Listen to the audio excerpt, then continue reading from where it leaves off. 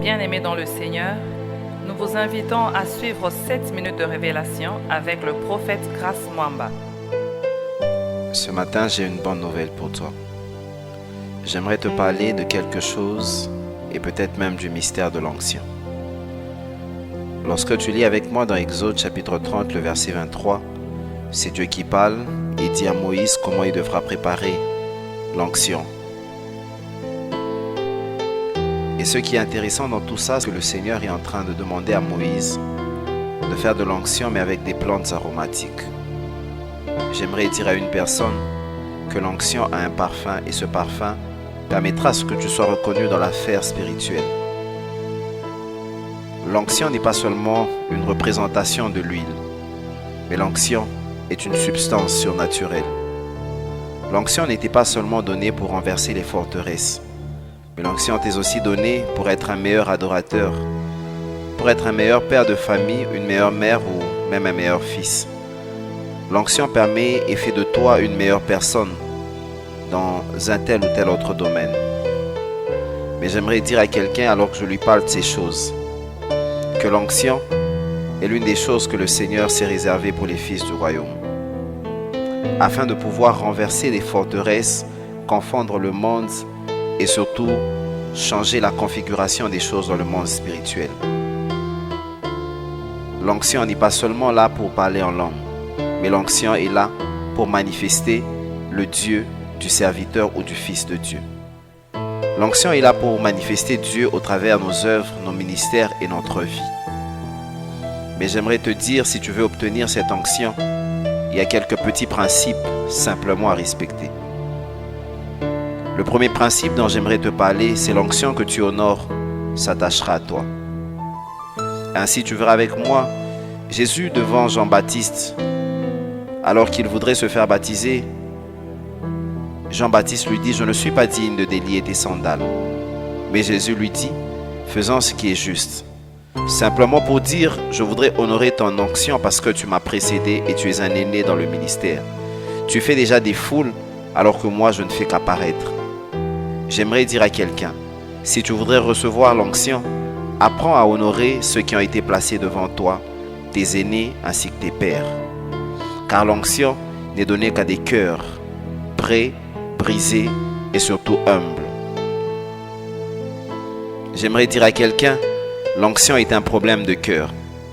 Lorsque tu regardes David, tu te rends compte qu'il reçoit l'onction simplement parce que lui avait déjà subi l'autorité de ses frères. Il était le 8e chez lui et avait 7 frères. Ça veut dire qu'il n'avait personne qu'il pouvait envoyer. Tu ne peux exercer l'autorité que si tu l'as subi. Tu ne peux recevoir l'onction que si tu as appris à être serviteur, tu as appris à respecter et à honorer ceux qui ont été placés au-devant de toi. J'aimerais aussi te donner un deuxième principe. Plusieurs personnes se demandent comment dois-je prier pour recevoir l'onction. Je ne vais pas te dire que le secret est dans le comment, mais dans le combien de temps tu passes avec le Seigneur. Ainsi, tu te rendras compte avec moi que Moïse, Jésus, on n'a pas montré comment ils ont prié, mais on dit combien de temps ils ont passé dans la présence de Dieu.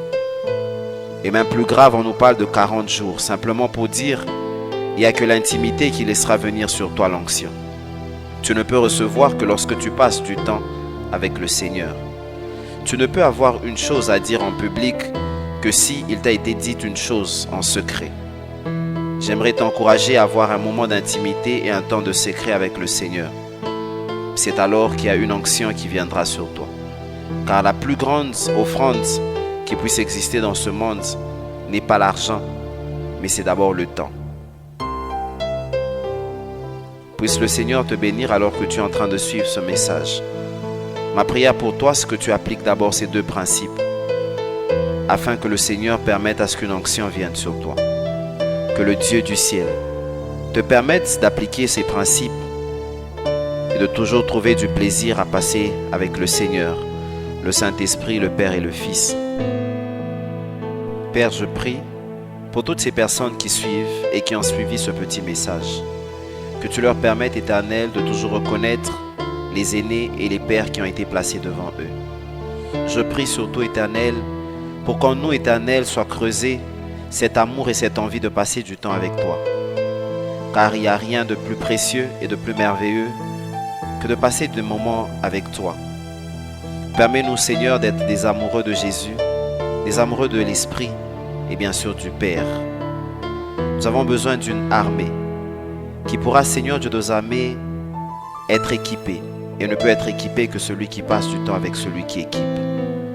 Je prie pour que tu bénisses ce cœur qui me suit.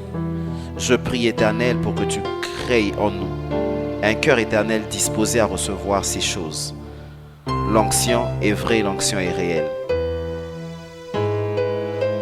Seigneur, donne-nous une onction afin de peupler le monde des ténèbres et de peupler, Seigneur, le monde et le royaume de notre Père.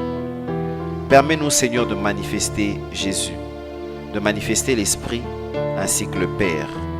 Il est temps que dans nos réunions, il est temps que dans nos familles, dans nos cultes, que la puissance de Dieu soit au rendez-vous.